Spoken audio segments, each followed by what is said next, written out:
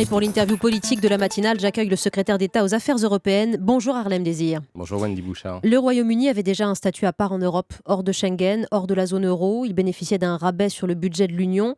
Voilà pourquoi on a le sentiment, si vous me permettez, que les larmes de certains, depuis 2 jours, sont des larmes de crocodile. Le vrai choc n'est-il pas qu'on s'est trompé d'Europe, Harlem Désir ? C'est quand même un choc parce que jusqu'à présent, même s'il y avait des pays qui ne participaient pas à toutes les politiques communes, vous l'avez rappelé, la Grande-Bretagne n'était pas dans l'euro, dans Schengen, c'est-à-dire qu'elle ne s'était pas mise dans la même situation que les pays fondateurs, comme l'Allemagne, la France, le Benelux. Mais malgré tout, l'Europe n'a cessé de s'élargir. À chaque fois que des pays renversaient la dictature, c'était le cas de l'Espagne après Franco, ou du Portugal après Salazar, ou les Grecs après les colonels, ou les pays d'Europe de l'Est après la chute du mur de Berlin, ils se sont tournés vers l'Union européenne. Et même s'ils n'avaient pas tous exactement le même rapport à l'Europe que les pays fondateurs qui l'avaient fait après la guerre, il y avait cette idée que c'était l'espace de démocratie, de paix, de coopération, et que surtout, aujourd'hui, dans la mondialisation, face aux grands géants qui émergent, à la Chine, à l'Inde ou à la puissance américaine qui reste très importante, c'était la seule façon de peser, de défendre un certain modèle de société. Et aujourd'hui, il y a un pays qui sort. Donc, oui, parce que vous parlez au passé déjà. Ça veut dire que l'élargissement, c'était le ver dans le fruit, c'était la ruine ? Non, je ne pense pas, puisque aujourd'hui, ce n'est pas un pays de l'élargissement de 2004, ce n'est pas un pays d'Europe de l'Est qui sort, c'est la Grande-Bretagne. Même si elle était venue plus tard que la fondation, elle était quand même venue dans les années 70. Alors, les Français avaient été consultés par le président Pompidou, parce que le général de Gaulle, lui, s'y était opposé, puisque les Britanniques n'avaient pas voulu être au départ. Ils n'y croyaient pas, puis ça avait marché, ils ont voulu venir. Aujourd'hui, ils repartent. Donc, c'est un choc, mais en même temps, il faut continuer. Et hier, notre collègue britannique était là, il nous disait que dans la campagne et puis dans le résultat des votes, ils avaient vu par exemple que les jeunes avaient voté pour rester, que Londres avait voté pour rester, une autre partie de la Grande-Bretagne. Les jeunes à 58%, c'est pas non plus un raz-de-marée. Oui, mais quand même, c'était l'avenir. Bon, c'est-à-dire que les futures générations voulaient plutôt continuer l'Europe. Mais c'est un vote démocratique, il faut le respecter, même si nous le regrettons. Et surtout, il faut qu'on en tire des leçons. Alors, il faut que l'Europe continue, mais il faut qu'elle change, sans doute, et qu'elle écoute plus les citoyens et qu'elle réponde mieux à leurs préoccupations principales. On va rester juste avant le concret dans le symbole. Il y a 12 étoiles sur le drapeau européen. 12, c'est le signe de l'harmonie, de la perfection. Il a encore un sens, ce drapeau, pour vous ? Oui, d'ailleurs, il y avait déjà 12 étoiles quand on est devenu une Europe à 15, et puis ensuite quand on s'est élargi et qu'on est devenu 28. C'est un symbole, donc il faut que l'Europe, parce qu'elle est forte, parce qu'elle est solide, et en organisant de façon ordonnée la sortie du Royaume-Uni, évidemment, préserve son intégrité. Ordonnée et rapide, la sortie ? Oui, je crois qu'il le faut. Il y a un article dans les traités qui est prévu pour cela, même s'il n'avait jamais été utilisé, mais donc c'est qu'il y avait une procédure qui avait quand même été envisagée. Il doit être activé. Ça suppose que le Premier ministre britannique utilise, c'est-à-dire notifie officiellement aux institutions européennes le résultat du vote. Il faut respecter le vote des citoyens britanniques, et donc pour cela il n'y a qu'une seule procédure, c'est l'article 50. Ça veut dire que vous allez lui mettre la pression pour qu'il fasse ça avant sa démission en automne. C'est tout simplement parce qu'il faut de la transparence, il faut de la clarté entre le Royaume-Uni,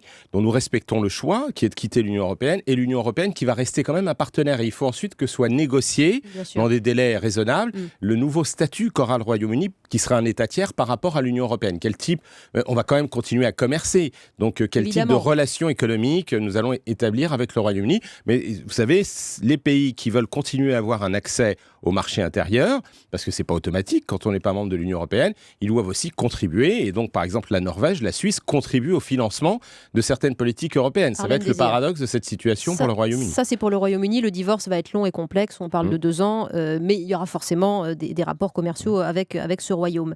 Maintenant, qu'est-ce qu'on fait pour notre Europe, pour l'Europe des citoyens ? Est-ce qu'il faut C'est la question principale. Bah oui, alors vous n'allez pas me répondre en 5 minutes, mais est-ce qu'il faut un nouveau traité pour vous, d'abord ? Alors, je crois d'abord, qu'est-ce qu'on fait ? Il faut que l'Europe prenne en compte le fait que des populistes, qu'une contestation s'exprime partout. Parfois pour de très mauvaises raisons, parce qu'on a vu comment des gens qui proposent de sortir de l'Union européenne, ça a été le cas de M. Farage au Royaume-Uni, une fois que ça s'est produit, sont incapables de proposer quoi que ce soit pour leur pays. La livre sterling s'effondre, le Royaume-Uni est dans une crise économique, peut-être même que l'Écosse quittera demain le Royaume-Uni. Donc ce sont des apprentis sorciers. Mais ce qui est vrai, c'est qu'ils jouent sur un certain nombre d'insatisfactions, voire de grands mécontentements. D'abord parce que l'Europe est devenue trop complexe, qu'on ne comprend pas comment elle prend ses décisions, qu'elle paraît trop éloignée des citoyens. Ensuite, parce qu'elle doit répondre à des questions fondamentales. Elle doit retrouver un sens. Et le sens, c'est que l'Europe, elle a de sens aujourd'hui que si elle protège dans la mondialisation. Si elle a des frontières extérieures, par exemple, qui nous protègent de l'insécurité qui nous environne. Si elle est capable de mieux se coordonner en matière de politique de défense. Oui. Et aujourd'hui, vous avez raison de dire tout ça. Si elle protège l'emploi, si elle protège l'économie européenne dans la mondialisation, elle ne le fait pas suffisamment. Aujourd'hui, pour les citoyens, l'Europe, c'est plutôt une menace, c'est plutôt une punition avec les normes. Il ne faut pas non plus caricaturer. Je le Pour une disais, il y a partie. quand même, heureusement, des jeunes et d'autres qui pensent que l'Europe nous a apporté la paix, que l'Europe, c'est des programmes qui permettent à des jeunes d'aller faire des études dans d'autres pays, comme Erasmus, que l'Europe, c'est quand même ce qui nous permet aujourd'hui, dans les relations commerciales internationales, de négocier en préservant ce à quoi on peut être attaché. On voit l'importance qu'on attache aux négociations commerciales avec les États-Unis. On protège l'exception culturelle, on veut protéger notre agriculture, on veut protéger notre industrie, par exemple, face au dumping d'un certain nombre de pays. Mais Harlem Désir, Donc l'Europe, elle est indispensable. Et quelle Et Europe il faut qu'il y ait un débat en France, d'ailleurs, un vrai choix. Et il faut qu'il ait lieu au moment de l'élection présidentielle. Merci de le Et dire. chaque candidat devra présenter son projet. Et d'une certaine façon, c'est à ce moment-là que les Français doivent aussi s'exprimer sur le futur de la France dans l'Union européenne. Vous vous souvenez sans doute, Harlem Désir, du discours qu'a prononcé à l'Assemblée nationale Philippe Séguin, c'était le 5 mai 1992. Il voulait convaincre les députés que l'aventure européenne telle que la convoquait le traité de Maastricht n'était pas la bonne. À cet égard, il était visionnaire. J'aurais que vous écoutiez Philippe Séguin, c'est 10 secondes pour vous.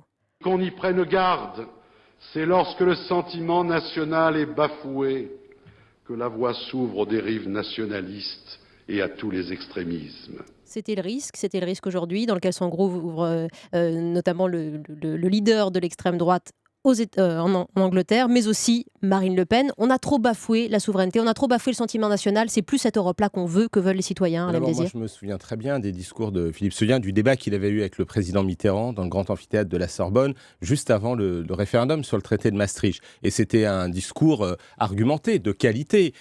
Et en même temps, le choix, c'était faire ou pas l'euro. Est-ce qu'on a eu raison, après la chute du mur de Berlin, après la réunification d'Allemagne, de vouloir franchir un pas et de se dire, on va, dans le futur, être encore plus unis? Je crois qu'on a eu raison, même s'il faut entendre ce que disaient les mises en garde de Philippe Séguin. Maintenant, il faut que l'euro, par exemple, permette une convergence économique plus importante, une convergence sociale, un contrôle démocratique sur les décisions qui sont prises. Sinon, on a des divergences de niveau de développement économique, on l'a vu avec la Grèce, avec des pays d'Europe du Sud, et des tensions qui se font entre les peuples, et des peuples qui estiment qu'on leur impose des politiques d'austérité, de régression. C'est ça qu'il faut changer. Ce sont les politiques de l'Europe. Politique économique, politique de contrôle de nos frontières, politique extérieure pour défendre mieux notre sécurité, avoir peut-être demain quand même des avancées dans le domaine de la politique de défense. Et c'est de cela que le président de la République parle avec ses partenaires, qu'il parle avec la chancelière Angela Merkel. Il sera à Berlin lundi soir. Oui. Il recevra Matteo Renzi ce soir à Paris. Et nous préparons comme ça le Conseil européen parce qu'il faut effectivement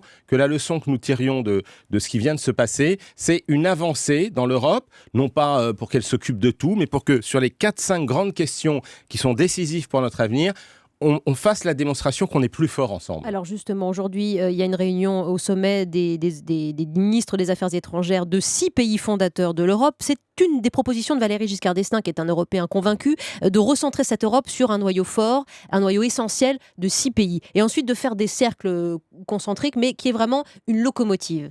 Dans le respect de ces nations. Elle est importante à Berlin, avec Jean-Marc Ayrault, les 6 représentants, les 6 ministres des Affaires étrangères des pays fondateurs, parce que nous sommes évidemment attachés viscéralement, historiquement à ce projet européen. Nous en sommes les garants. La France est un des pays qui est garant de l'intégrité, du maintien du projet européen. Mais c'est ça la vraie Europe. Et donc, pour vous nous devons aider, et c'est le rôle des 6 fondateurs, aider l'Europe à franchir cette crise, à en faire une chance d'une certaine façon pour aller de l'avant, mais sans se fermer à d'autres.